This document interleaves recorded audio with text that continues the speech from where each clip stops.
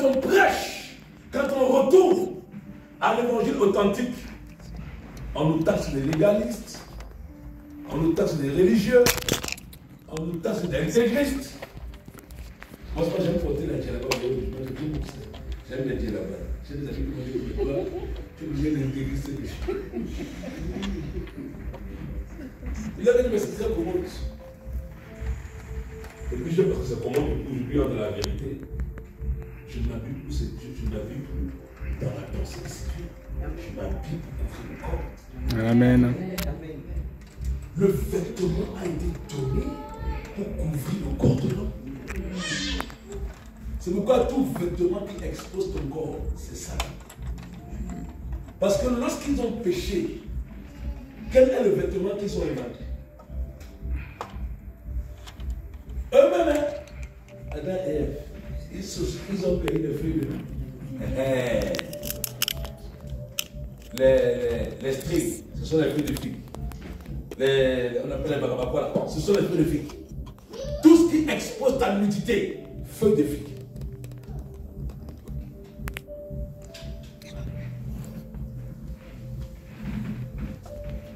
Je dis à mon fils, noir, a fait de mal que la papa de là. Le vêtement là, au corps. C'est tout. Donc on fait que dans notre habitude, je suis pas dire. Quand papa achète le vêtement, c'est pour couvrir le corps. Il a comme ça. C'est pour couvrir le corps. C'est pour ça que Dieu a créé le vêtement. Le vêtement, ce n'est pas une affaire de mode. Ce n'est pas une affaire de se faire voir, de se faire valoir. Si tu cherches à travers le vêtement, tu n'as rien. C'est que tu vas devenir un instrument de séduction. En vérité, la Bible dit de Jésus, il n'avait ni beauté, parce que l'esprit me pousse à parler de cela. Il n'avait ni beauté, ni éclat pour attirer les regards. Toi, tu attires les regards. Pose ta question. Si toi tu passes là, ton vêtement là attire seulement les regards. Pose ta question. Parce que mon Jésus là, on dit que lui a son vêtement là, il passait inaperçu.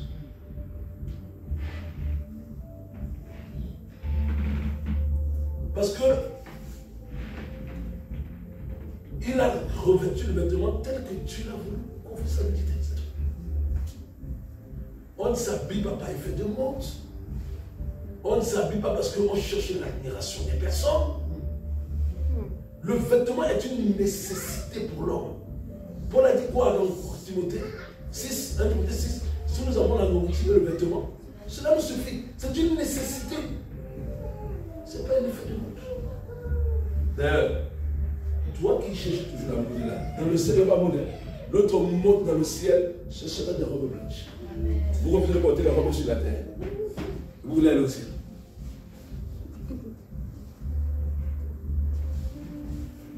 Un jour, ma femme m'a dit, dans le groupe, elle m'a fait rire.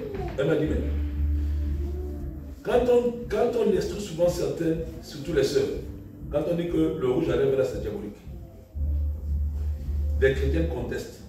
Maintenant, elle m'a dit un jour que même, si un ange du Seigneur vient te visiter, qu'il a le rouge à lèvres, l'ange arrive, l'ange est maquillé, c'est l'Éternel qui m'envoie. Toi-même, tu vas dire, arrête de moi ça.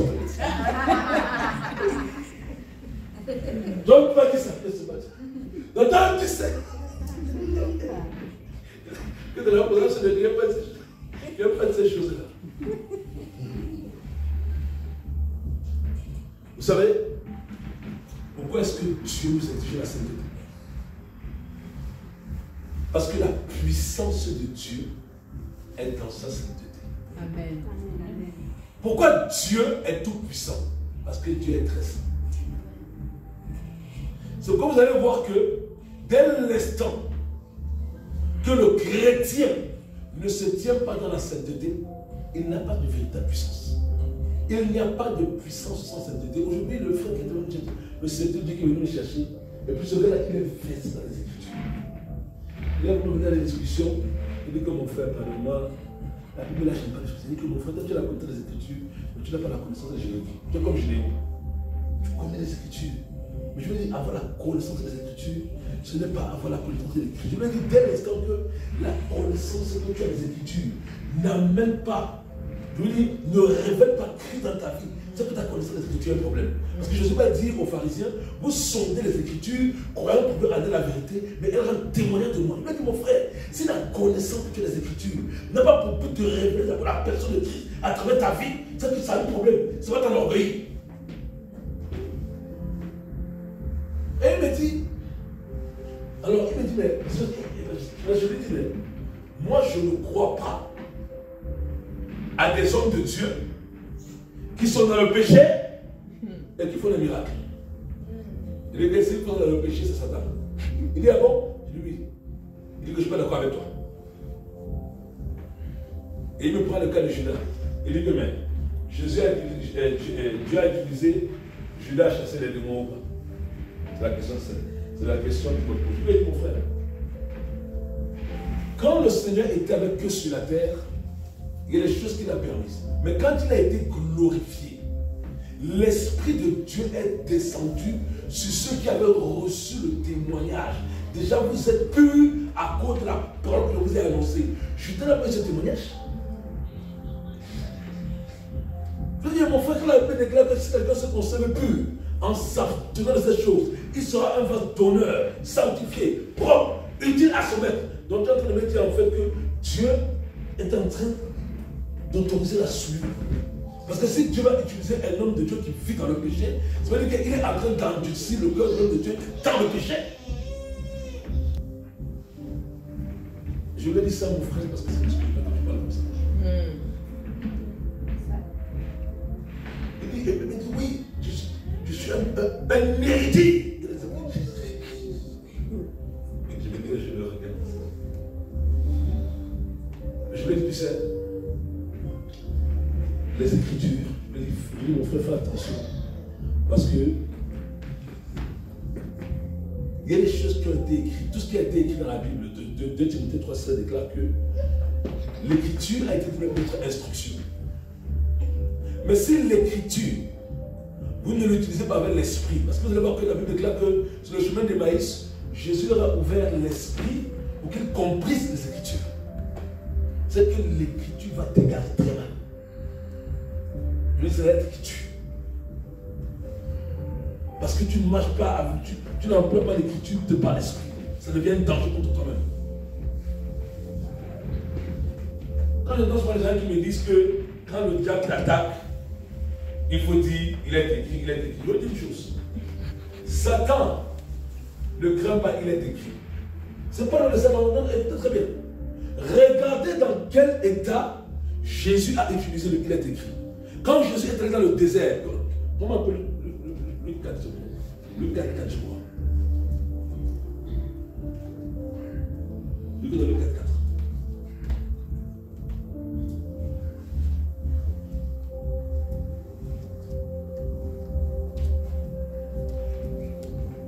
Luc 4, verset 4, la parole de Dieu, au nom de Jésus-Christ.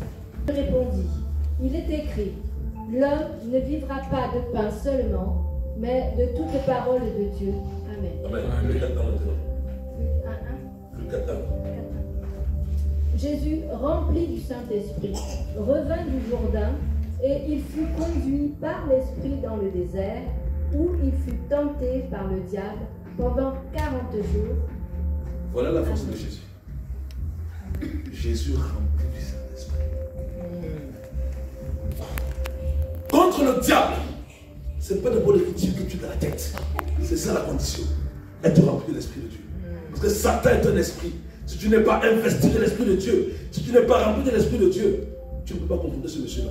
Ce n'est pas avec la connaissance que tu es de la lettre.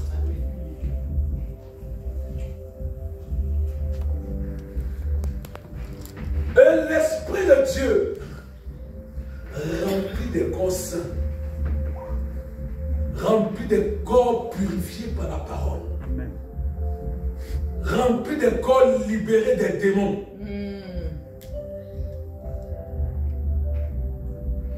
Vous savez ce qui m'a poussé chez ma délivrance? Quand je suis en Martinique, et j'étais un pasteur frustré. Vous savez, quand vous êtes frustré dans votre visage, vous n'allez pas bien m'avoir. Parce qu'il me saignait, je ne comprends pas. Parce que je voyais des âmes qui arrivaient devant moi, mais avec une telle souffrance. Et j'avais le souci de ces âmes. Mais je me rendais compte que, en priant pour elles, je n'étais pas une solution. Alors que j'avais la volonté de les voir libérées. Des hommes possédés arrivent, tu pries, les démons te rient au nez. Il y a un problème. Seigneur, ce n'est pas normal. Alors que je confesse l'évangile. C'est plus tard que j'ai compris que ma vie n'était pas sanctifiée. Bien que je confessais Jésus, ma vie n'était pas une vie de sainteté totale. Moi, dans mon témoignage, je dis toujours, j'ai un avant et un après délivrance.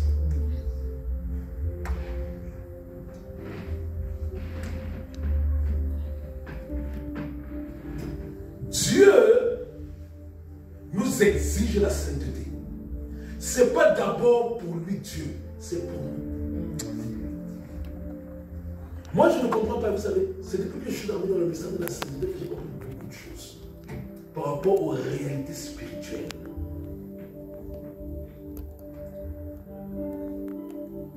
Quand j'ai commencé à faire les cultes d'âme des enfants sorciers, je me rappelle un jour à la mission, on a eu une série de personnes qui sont arrivées pour les délivrances. Et dans cette série de personnes-là, il y avait, je crois, 3 ou 4 petites filles qui étaient des sorcières. 8 à 12 ans. Il y avait aussi une mamie qui était sorcière et que son neveu a amené. Et son neveu avait un collier sur la main. Et pendant que je suis en train de faire l'enseignement sur la cure d'âme, c'est la petite sorcière qui dit, elle a bien appelé le monsieur qui disait, elle dit au monsieur qui lui est venu accompagner sa mamie sorcière et qui ne croyait pas vraiment ce qu'on disait, elle dit que toi là tu es enfermé dans une bouteille. La maman s'était enfermée dans la bouteille, elle a commencé à dire, et là elle lui explique, ce que tu as sur la main là, ce sont nos points d'attaque. Boucle l'oreille, ce sont nos caméras.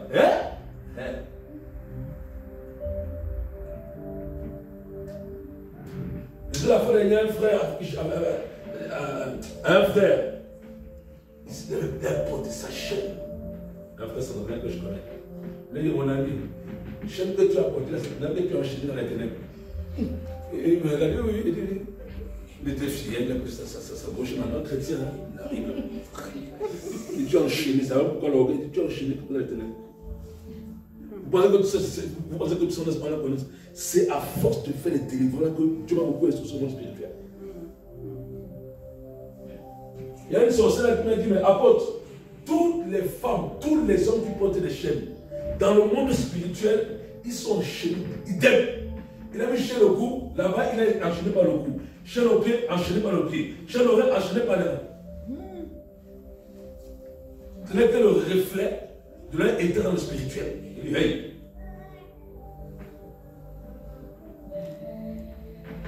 Et c'est là que ça a commencé à m'éveiller. Je commençais à comprendre pourquoi est-ce que Dieu est si exigeant par rapport à la sainteté. On est allé dans le nord de la Côte d'Ivoire avec l'évangile de Jean-Luc. On est allé faire un voyage de séminaire là-bas. Et il y a une ancienne sorcière convertie dans la carte, Esther. Et elle m'a dit, ah, apôtre, il y a un détail que je n'ai pas donné dans mon témoignage, que j'ai donné mon témoignage sur Internet. Elle dit, un jour, quand je travaillais encore avec le diable nous a envoyé, nous a mandaté pour aller attaquer une servante de Dieu. Elle dit que c'était une vraie servante de Dieu. Quand on est arrivé chez cette femme, on a vu 2 anges qui la protégeaient. Mais elle dit, quand on a lancé le son dans sa maison là, elle avait tous nos affaires dans sa maison. Faux cheveux, rouge à lèvres, vernis à ongles. Tout ça, elle a dit que le simple qu'elle avait ces choses dans sa maison, les anges nous ont laissés, se sont écartés. Les anges nous protégeaient pour sa maison. Son camp était puissant. Voilà pourquoi souvent quand des gens viennent pour leur délivrance, je leur dis, débarrassez vos maisons. Débarrassez vos maisons. Parce que si ta maison spirituelle qui est ton corps est débarrassée, mais que la maison où tu dors n'est pas débarrassée, Satan se servira encore des points de connexion dans ta maison pour venir te reconnecter. On a eu le cas d'une soeur, l'arrivée en Belgique, elle faisait des défenses. Quand elle est rentrée, les machines de mort, une seule camerounaise, je vais dire ce mot, oui, les démons sont venus la repousser. Et c'est quand il a dit à moi, ça va, je vais rentrer dans la téléphone, moi, ça va dire, on va sûrement prier.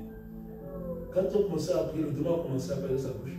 Oui, dans sa maison, il y a encore le démon a prié. Elle a regardé ça ici, elle-même ne connaissait pas. Donc, ce qu'elle a laissé dans sa maison a suffi pour que Satan vienne la reconnecter. Parce que dans Deutéronome 23, Dieu dit quoi? Que si ton camp n'est pas sain, Dieu n'a pas sa couverture protectrice. Attention. C'est pourquoi Dieu nous appelle d'abord à la sainteté. Et c'est pourquoi quand nous nous convertissons, l'esprit que Dieu nous donne, c'est d'abord l'esprit de sainteté. Pour vivre la sainteté. Je vous dis une chose.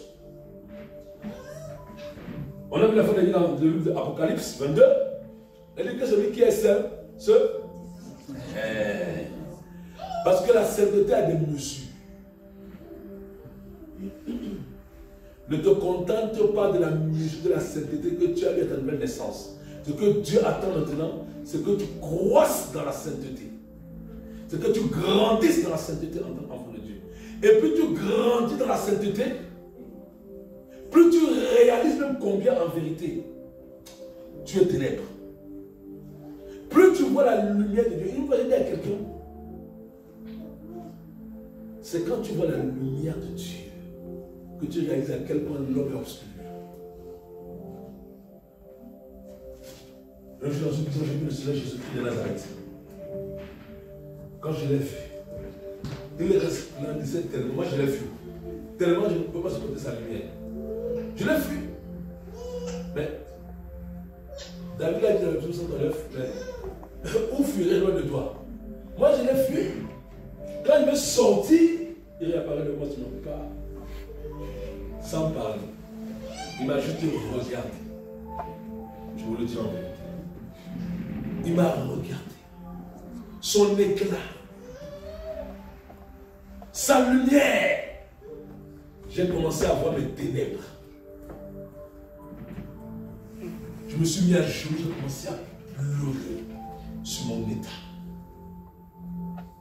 Quand j'ai confronté sa sainteté, j'ai compris à quel point j'étais misérable. Quand Esaïe s'est retrouvé dans le sein des saints là-bas, il a dit malheur à moi. Ce n'est pas qu'Esaïe vient dans le péché, mais c'est qu'en vérité, la mesure de sainteté qu'Esaïe a vue dans la présence de Dieu lui a révélé encore un état de lui qu'il ne voyait pas. Pourquoi la Bible déclare que celui qui est saint se sanctifie.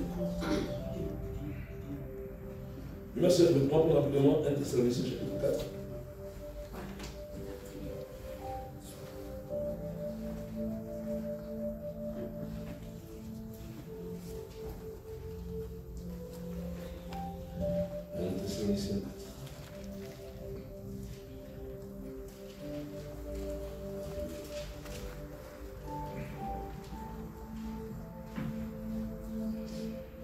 On va lire du verset 2 au verset 7.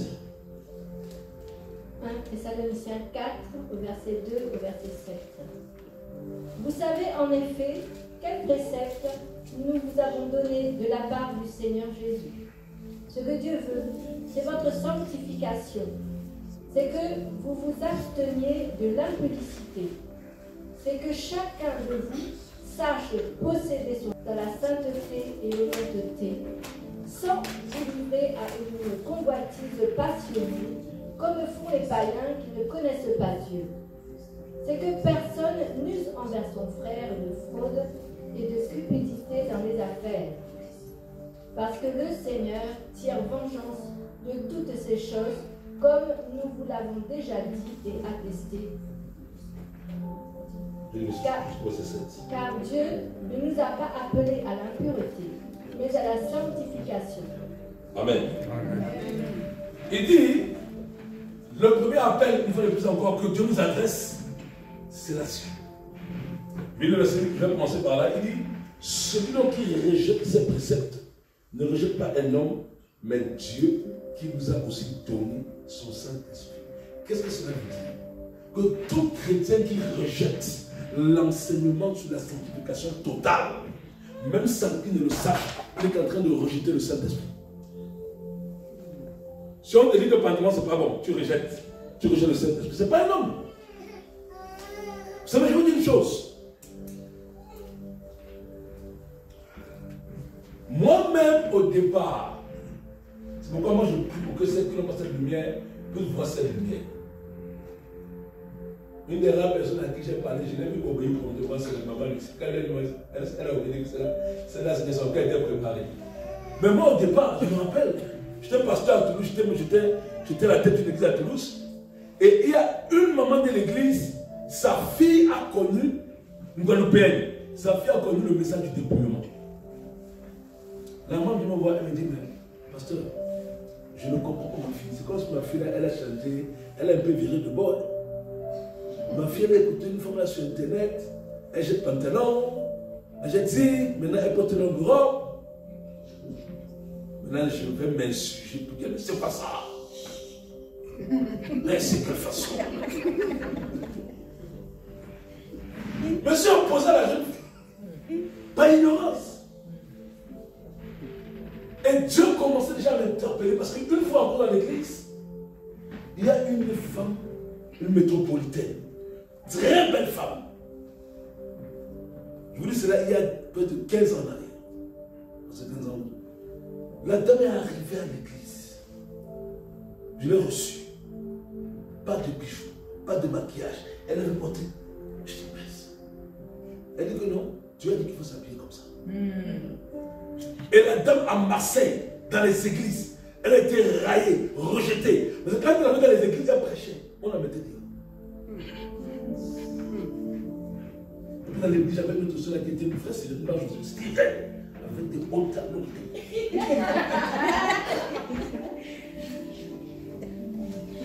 Celle-là, c'était un peu mon bras lourd. Et elle n'aimait pas l'autre. Je ne comprenais pas. Et quand Dieu a commencé à m'éveiller sur ça, je commençais à comprendre pourquoi est-ce que Dieu refuse ça. En fait, je vous dis une chose, tout ce qui est visible vient de l'invisible. Tout. Même les vêtements que vous voyez là. Les stylistes ne vont jamais inventer des vêtements sans qu'il y ait une inspiration qui leur vient du monde invisible pour leur montrer comment ils doivent confectionner les vêtements. Sachez-le. Dieu a créé. Dieu, c'est l'esprit créateur. On va dire que l'homme invente. Mais quand l'homme invente, l'homme agit sous une inspiration. Soit sous l'inspiration de Dieu, soit sous l'inspiration du diable. Maintenant, sachez que si nous, humains, dans notre ignorance, nous employons pour le corps de Dieu, il y a des choses que, ok, il y a des inventions qui sont utiles. Voyez-vous, le téléphone c'est utile, c'est même nécessaire aujourd'hui. On peut s'en servir pour la gloire de Dieu. Un véhicule c'est utile, c'est pourquoi tout ce qui est utile pour la gloire de Dieu, Dieu peut sanctifier cela. Parce qu'il y a une utilité, il y a une édification derrière, n'est-ce pas, pour l'avancement du royaume de Dieu dans la sainteté. Dieu va sanctifier cela à partir du moment où tu te sers de la chose pour la gloire de Dieu. Parce que si tu te sers aussi de ton téléphone pour faire autre chose, il y a un problème là-bas. Mais ce qui n'est pas utile, Dieu ne le sanctifie pas. Parce que ce qui n'est pas utile va t'amener dans la vanité et l'orgueil. C'est pourquoi il y a des choses que Dieu ne peut pas sanctifier. Parce que ces choses-là par rapport à l'homme n'ont pas d'utilité. Et bien plus encore, dans le monde spirituel, ces choses-là sont directement établies par le diable. C'est pourquoi Dieu dit, mes enfants, filles comme garçons, ne doivent pas avoir ça. Et dès l'instant que Dieu met un interdit, écoutez très bien, c'est comme si votre enfant, vous lui dites, ne va pas toucher la haute tension là. Comme mon petit garçon qui a sa maman va lui dire, ne va pas toucher la haute tension. Il va désobéir à sa mère. Peut-être qu'il n'a pas encore vu l'effet de la haute tension. Même s'il ne connaît pas l'effet de la haute tension, s'il désobéit à sa mère et qu'il ne peut pas toucher sa mère, l'électrocuté, il va mourir. C'est pourquoi le plus grand drame de l'église, c'est la méconnaissance de Dieu. C'est l'ignorance. Quand on est ignorant du spirituel, Satan en profite pour nous traîner dans la boue et condamner nos hommes à l'enfer. Et donc moi, c'est la vérité, j'ai voulu comprendre pourquoi est-ce que Dieu peut interdire aux femmes à porter le pantalon. Il y a quoi de mal quand une femme porte le pantalon? Mais je devais comprendre, mais Seigneur, il y a quoi de mal? Elle porte. Il y a quoi de mal?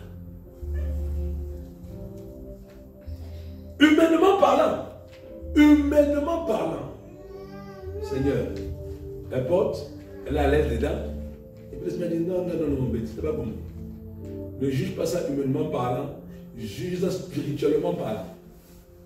Elle dit spirituellement parlant, cherche qui est la source du pantalon.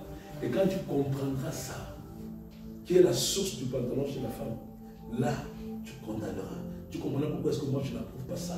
Et que toutes les fois que mes filles ont ça, Satan les accuse. Même si elles n'en ont pas conscience, même si elles sont ignorantes, Satan les accuse. Je vais vous dire une chose qui est très vraie. On va dans la délivrance. Vous ne pouvez pas délivrer une femme de la sirène quand elle est au pantalon. La sirène de papa. Je vous le dis en vérité. Si une femme a mis le pantalon, vous chassez l'esprit de la sirène. Elle ne parle pas. Elle va vous dire carrément que ça c'est à moi. Pourquoi tu me chasses? Moi, souvent, vous savez, parfois il y a des représentants qui arrivent à la mission. Comme elles sont têtues, on les laisse souvent venir, on dit que viens comme tu es comme ça. Pas comme ça, je dis. Mais tu me laisses, il y a une jeune fille qui était arrivée à la mission. 14 ans, mais la fille était dans la prostitution à un haut niveau. On était dans le bureau avec l'évangéliste. Elle est avec son amie. Elle était habillée, non, chez les enfants là. Elle était habillée. Non. Je dis à son ami, laissez venir à moi tout le monde, c'est tout. C'est quoi les organismes? Et puis, l'évangéliste Jean-Luc, à un moment donné, qui dit à la jeune fille, ma fille, tu as la sirène des hommes.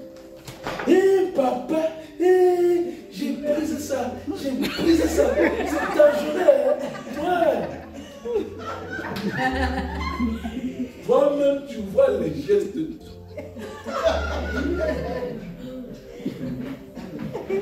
Mais qu'est-ce qui s'est passé? À un moment donné, l'évangéliste a dit, ok ma fille, on va juste prier pour toi, après tu parles. Hein? Va te demander, on prie pour toi et pour toi. Quand elle est rentrée en salle de délivrance, paf! Là, elle a commencé à comprendre que, hé papa, voilà papa. Et aussi notre dame, une fois, une dame burkinabé. Elle a un jour, elle est arrivée à la mission, son mari l'a amené. Son mari me dit que, apôtre, moi Dieu m'avait dit que le jour où j'amène la femme ici, là, elle est délivrée. Parce que la dame a commencé à créer un scandale. Son mari, qu'est-ce qu'il a fait? Tellement la dame le dérangeait à la maison. Le gars cherchait que deux bourrons, deux molosses, que porter la femme à amener dans le corps. Oui, nous sommes vraiment à 6 h 5 h. Il a pris les molosses, ils sont venus chercher la dame le matin pour l'amener dans le. La dame, quand elle est arrivée dans le camp, faire bruit, parler, insulter. Les faux pasteurs, est-ce que depuis qu'on force les jambes, insulter. Le mari me dit qu'on ne peut pas régler ça. Je vais voir le monsieur dire que mon frère parle. Femme, c'est avec elle est normale. On peut la contraindre. Il faut la laisser partir. Tu vois le monsieur, il me regarde. Il dit, apôtre, vous ne savez pas ce que je vais chercher. Il dit que moi, Dieu m'a dit que le jour, elle me plaisir. Donc ici, là, il n'est pas quelqu'un qu'elle parle. Et moi, j'ai compassion de lui. La dame est sur le grand noir. Devant tout le monde. Elle boxe le monsieur. Le monsieur reste avec moi le temps de sa femme, il reste calme. Après, il me regarde, il commence à pleurer. Il dit apôtre, ma femme qui a eu l'esprit là, quand ça l'a saisi. Maintenant, moi, le cas m'a dépassé, on prend le cas là, on a réussi à me donner l'évangéliste. Lui, dans la sagesse que Dieu lui a donnée, il a dit à la femme, ok maman, on va vous laisser partir, mais peut-être seulement qu'on puisse un peu prier pour vous bénir. Elle a accepté. Elle a accepté. Elle est entrée en salle de délivrance avec ses faux cheveux, avec tout. Quand ils ont commencé à faire paf, elle-même, elle est partie s'asseoir pour rester.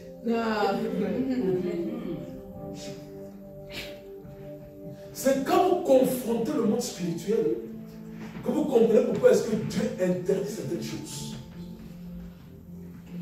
C'est pourquoi souvent quand les personnes arrivent en délivrance, on va perdre le temps, on dit d'abord enlever ça. Parce qu'on sait que si vous ne le faites pas en fait, ça va nous fatiguer. Les esprits ne partiront pas.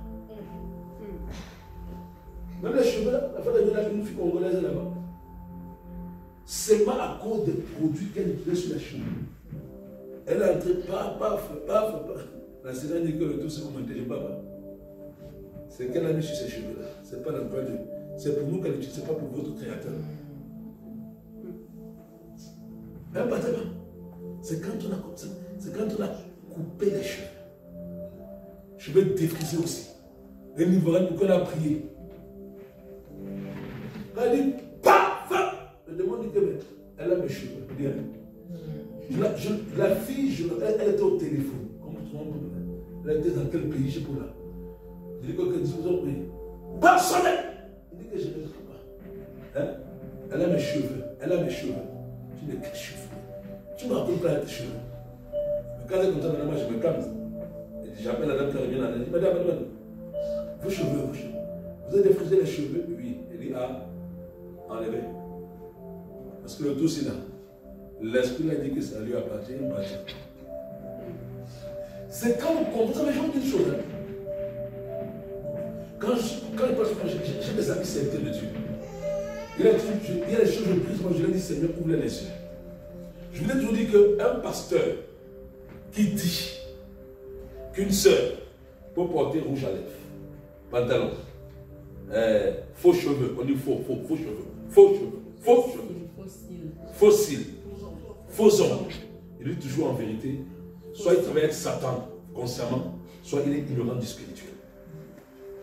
Parce qu'un pasteur qui connaît le spirituel ne pourra jamais dire à une soeur, même chez les hommes. Moi, garçon vient faire délivrance, il a l'élément. Je dis que mon ami, va porter ma chambre. J'ai des amis la fin de dernière, je vous apprends ça ici, j'ai fini. Ce sont des chrétiens, un serviteur de Dieu. Ils sont vraiment, il est en caleçon. Hey! Il dit que non, frère, c'est une marque d'affection. Il dit, hey, mon frère, c'est quelle marque d'affection que je dois te voir en caleçon? Tu es serviteur de Dieu. Vous voulez qu'on même dormir, mon frère, il ne faut pas faire ça. J'ai même dormi, mais Dieu ne veut pas ça. C'est ton corps là, c'est le temple du Saint-Esprit. Et puis c'est le frère qui me dit que mais ça même c'est rien, les frères là, parfois ils vont dans la câble là-bas en France, les gars vont dans le soula, ils se habillent.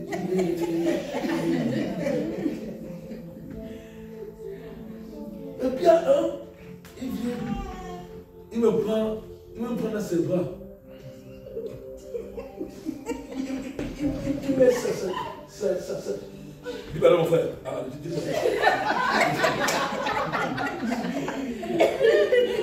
Il me dit que laisse-toi aimer. Il dit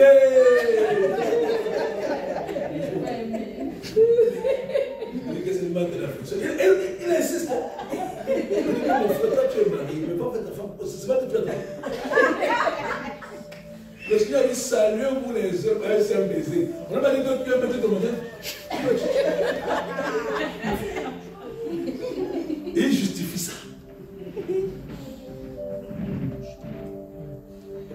Quand vous commencez à confronter le spirituel, en vérité, il y a des choses, c'est clair, c'est des trucs qu'on ne conteste même pas avec ça.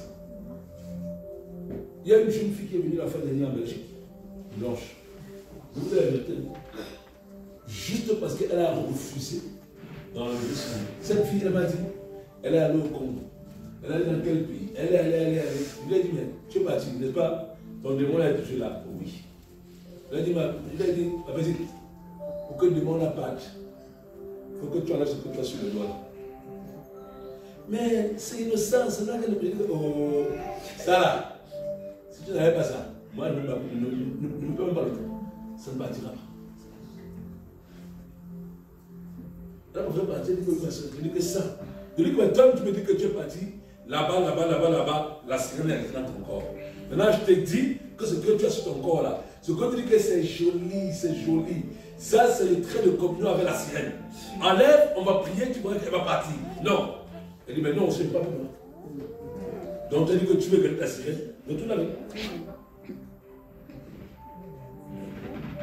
Parce que ce sont des réalités. Je dis toujours à certaines soeurs, quand mes soeurs, ce n'est pas pour vous déranger.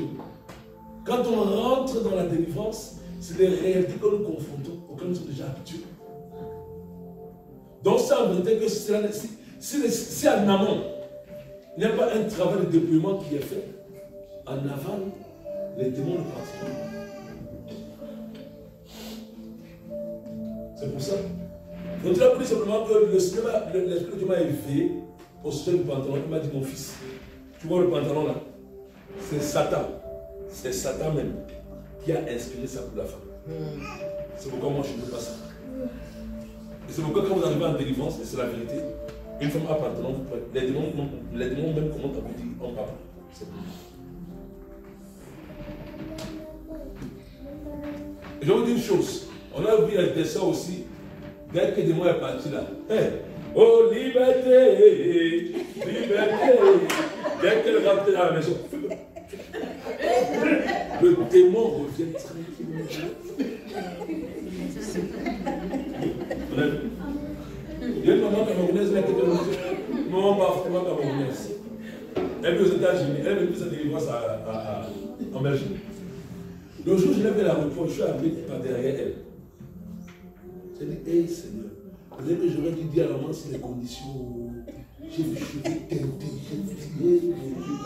Est-ce que la maman soit acceptée? Mais les démons la chicotaient, les esprits de mort. Pour les Camerounais, c'est une clé de gauche, ça ne me cache pas. Elle était tourmentée par ce niveau. Elle est arrivée, on lui a dit, bon, maman, pour que les démons la parlent, c'est sainteté d'esprit, sainteté d'âme. On lui a donné les conditions, parce que c'est la parole de Dieu. Elle acceptait, hein, parce qu'elle voulait sa délivrance. Mais pas parce qu'elle était convaincue. Elle est arrivée, on a prié pour elle, effectivement. Dieu, dans sa grâce, l'a délivrée. Quand elle est repartie mettre ses fonds de teint, ses machins-là. Les démons là sont revenus la chicoter. Elle a appelé. Elle dit, maman, ça va. Celle-là, si elle vient, elle va rester une semaine ici.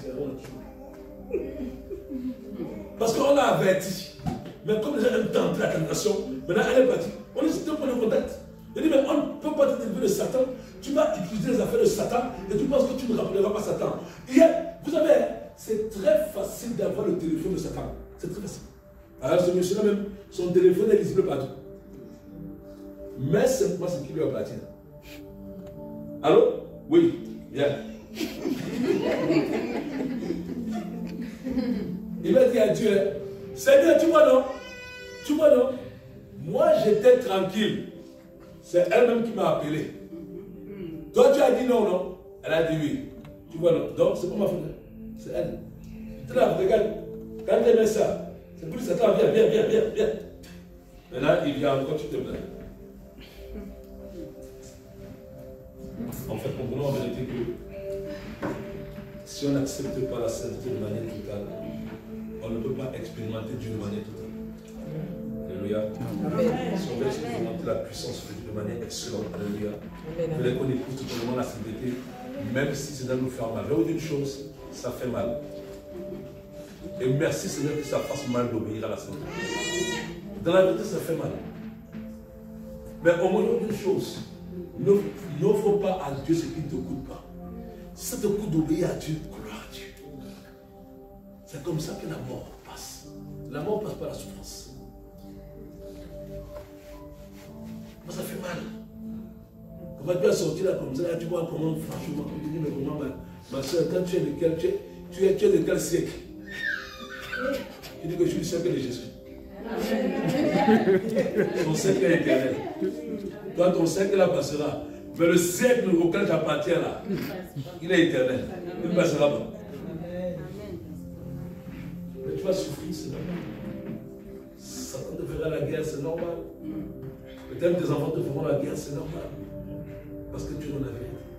C'est normal. On ne peut pas accepter d'épouser la sainteté sans que Satan ne nous accepte. La Bible dit qu'il est allé faire la guerre dans Apocalypse 12 à ceux qui ont le témoignage de Christ et qui gardent le commandement. Donc si tu as accepté de garder le commandement de Dieu, l'ennemi va te faire la guerre. Je vous dis une chose, Dieu ne négocie pas la sainteté. C'est à prendre ou à laisser. Si tu ne veux pas, garde ton péché et attends la mort. C'est tout. C'est pourquoi les autres ne comprennent pas. J'ai dit à quelqu'un qu'on doit te supplier, on doit te supplier pour ta délivrance, on doit te supplier pour que tu acceptes la sainteté. Garde ton péché. Oh là là, garde ça bien intime. Mais un jour, tu vas mourir. Moi, je ne comprends pas qu'on supplie les chrétiens d'obéir à la sainteté. Garde. Si ça te rend joyeuse ou joyeux, garde. Mais n'oublie pas qu'un jour, tu vas mourir. Dieu est dans l'éternité. Toi, tu es un être passager. Peut-être qu'avec les temps que je vois là même, vous savez que plus on rapproche vers les temps de la fin, plus les jours de l'homme diminuent sur la terre. Les gens vivent de moins en moins longtemps sur la terre. Vous n'avez pas remarqué ça? Vous n'avez pas remarqué ça? Que plus on avance vers la fin, plus les hommes vivent moins longtemps. Donc, mais quand tu vas mourir, Seigneur, Seigneur là, c'est quand tu étais vivant ou vivant là-bas qu'il fallait le dire. Ici là, c'est trop tard. N'est-ce pas vous dire une chose? Je finis dessus. Satan ne va jamais vous séduire avec ce qui est laid à vos yeux. Satan te séduit toujours avec ce qui est attirant à tes yeux. Ce qui est attirant à tes yeux. Quand j'étais sur la Martinique, j'ai vu la sirène des eaux. J'ai vu un songe. C'était la journée de 3 jours 5. J'ai vu la sirène des eaux qui est sur la Martinique. Mon Dieu, qualité de beauté, là, je n'ai pas encore vu ça sur la terre. D'une beauté, sa vie au bleu. Je dis, hey, c'est une beauté. Et puis la femme là, elle est venue devant moi. Mais me narguant que moi là, personne ne peut me résister. Mais elle est d'une beauté, si tu n'es pas dans l'esprit, tu ne peux pas rester à la qualité. Mais une beauté destructrice. Pour te détruire, Satan doit mettre à tes yeux ce qui t'attire. C'est pourquoi Jésus a pris le contraire du diable. Lui, pour te sauver, il n'a pris ni beauté ni éclat. Donc maintenant, elle a cherché de comprendre où il faut que tu trouves Dieu.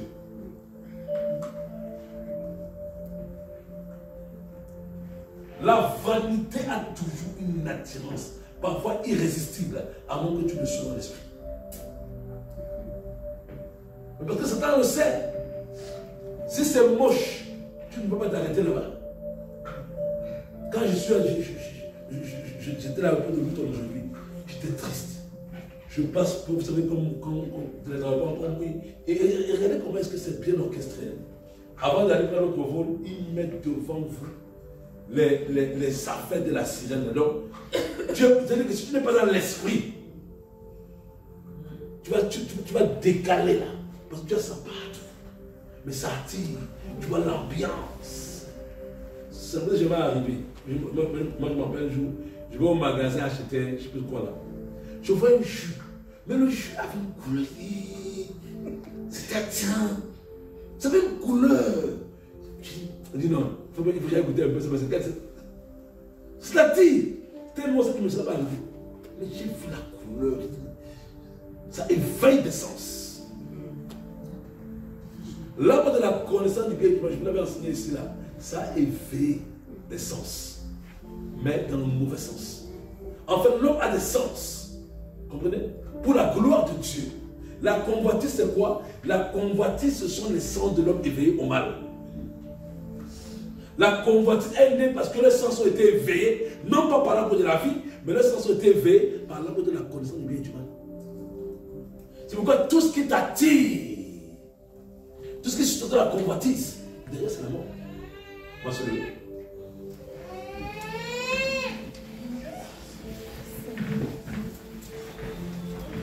Alléluia.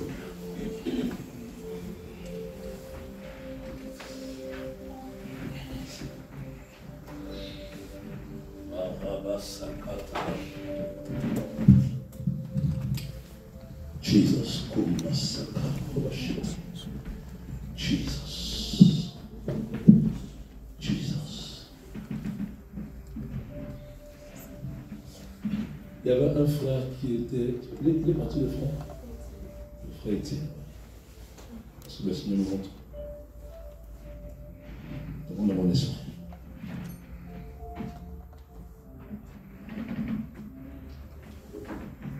J'entends dans mon esprit, docteur.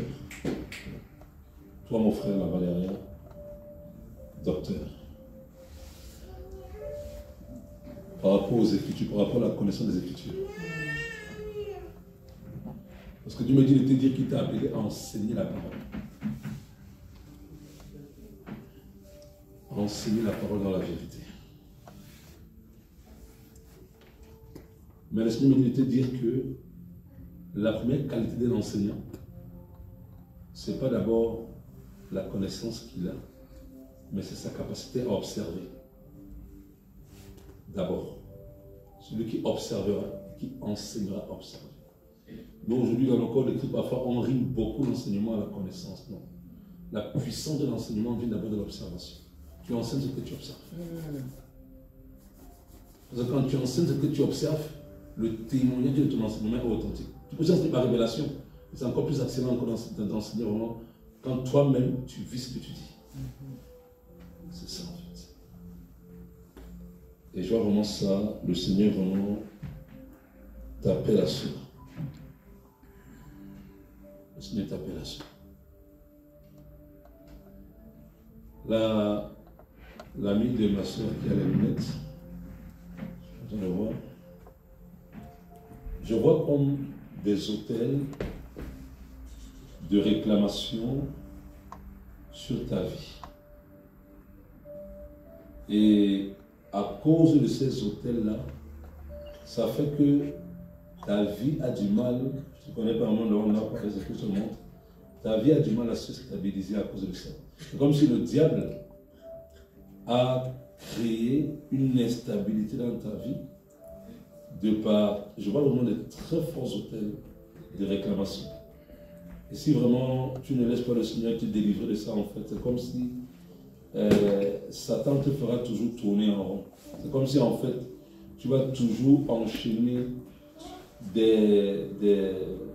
tu auras en fait des opportunités, mais qui ne se solderont pas par un lendemain certain.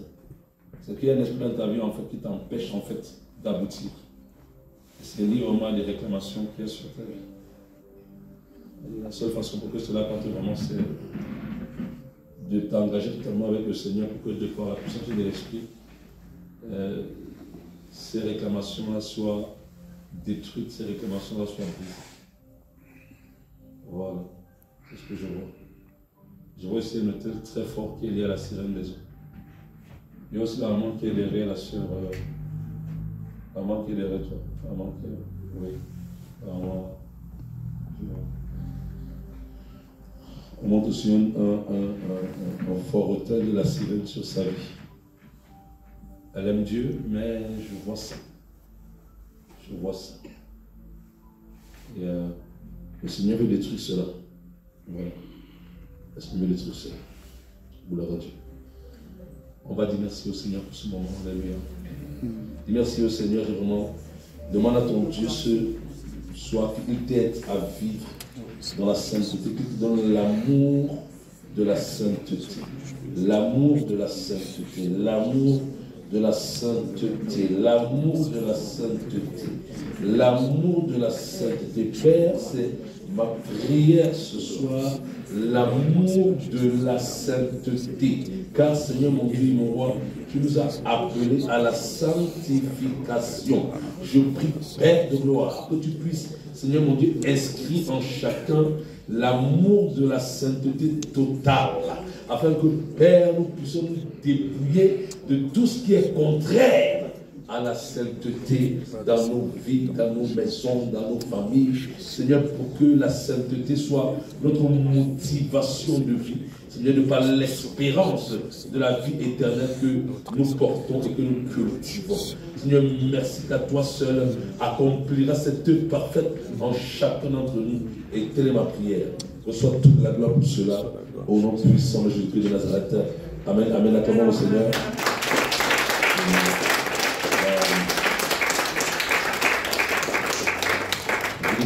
Je ne me trompe pas, non. Juste, je voudrais seulement, avant que nous puissions passer au dîner aux offrandes, rappeler simplement qu'on va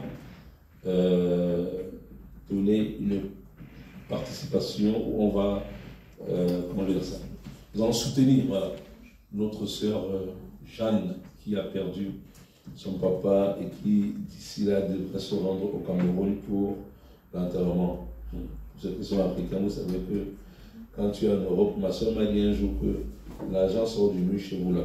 On dit que l'argent sort du mur.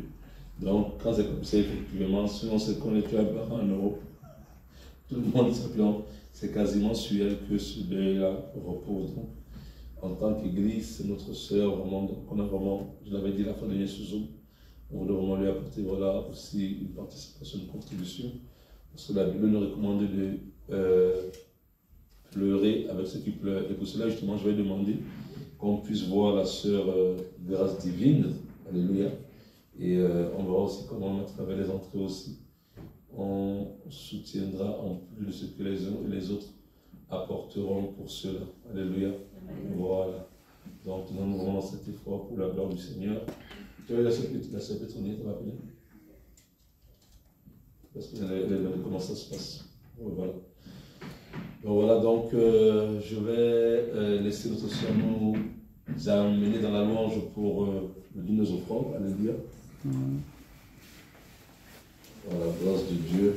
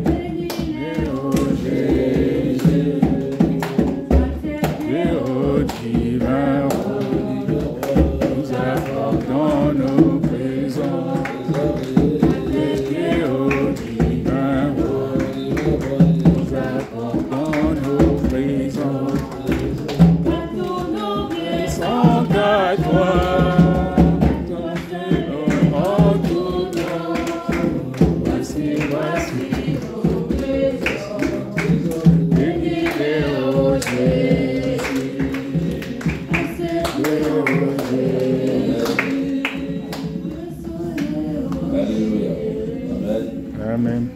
On va se lever, étendre la main sur les offrandes. Je veux proclamer cette parole pour les offrandes ce dimanche. Alléluia. Seigneur, je te bénis, Papa, pour ces offrandes. Je les sanctifie, je viens les sceller dans ton sang. Et je libère la bénédiction du psaume 20. Alléluia, sur toute personne venue ici en ce jour, Seigneur, et pour toute personne qui a semé encore aujourd'hui dans ta maison, au nom puissant de Jésus-Christ de Nazareth. Que l'Éternel t'exauce au jour, quand je dis Amen seulement, Amen, Amen. Amen. Que l'Éternel t'exauce au jour de la détresse. Amen. Que le nom du Dieu de Jacob te protège. Amen. Que du sanctuaire il t'envoie du secours. Amen. Que de Sion il te soutienne. Qu'il se souvienne de toutes tes offrandes. Amen. Et qu'il agrée tes holocaustes.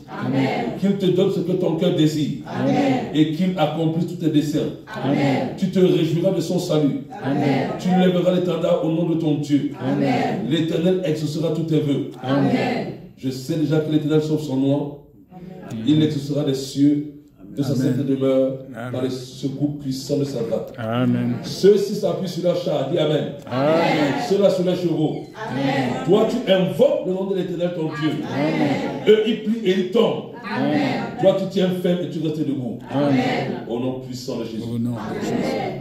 Père de gloire, je viens sceller, Papa, alléluia, ce psaume dans la vie de tes enfants. En te rendant grâce et gloire pour ces offrandes que nous scellons encore dans ton sang, au nom puissant de Jésus. Seigneur, merci pour ceux qui ont fait le déplacement en ce jour. Je prie que le sang qui a coulé à Golgotha, Seigneur, puisse protéger ton peuple en cette semaine nouvelle qui arrive. Que tous les projets du diable soient ruinés, soient détruits par le sang de l'agneau. Et que, Père, la paix de Dieu, qui surpasse toute intelligence, garde nos cœurs en Jésus-Christ. Que la semaine qui commence, Seigneur, soit encore une semaine bénie, sous ta houlette et sous ta grâce. Ainsi soit-il. Merci parce que tu accompagnes tout un chacun, Seigneur. Merci aussi pour l'agapé que nous partageons ensemble dans l'amour de Christ. Reçois toute notre gratitude. Bénis sois-tu encore pour ton peuple ici aujourd'hui et que ton peuple sur la face de la terre soit abondamment béni. Au nom tout puissant de Jésus-Christ. Amen. Amen. Amen. Amen.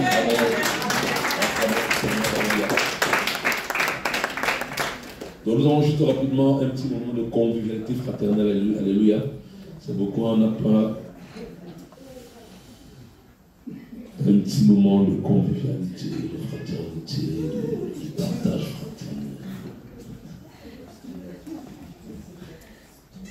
fraternel. C'est ça aussi l'expression de l'amour, c'est l'expression du corps, du Christ, n'est-ce pas? Et autre chose, ce soir nous continuons avec le marathon de prière. Je bénis vraiment le Seigneur parce que je ne m'attendais pas à ce qu'il y ait autant de personnes comme ça vraiment pour le marathon de prière. À ça, voilà. Et je ferai un programme certainement avec les jeunes, notamment nos jeunes sœurs. Alléluia. Voilà. Un programme où ce sera entre jeunes de s'éveiller un peu par rapport. Parce que je me dis toujours, c'est beaucoup plus important quand les jeunes voient parfois des jeunes de leur âge. Voilà, parfois on dit que les mamans elles sont déjà vieilles, elles ont déjà fini leur vie.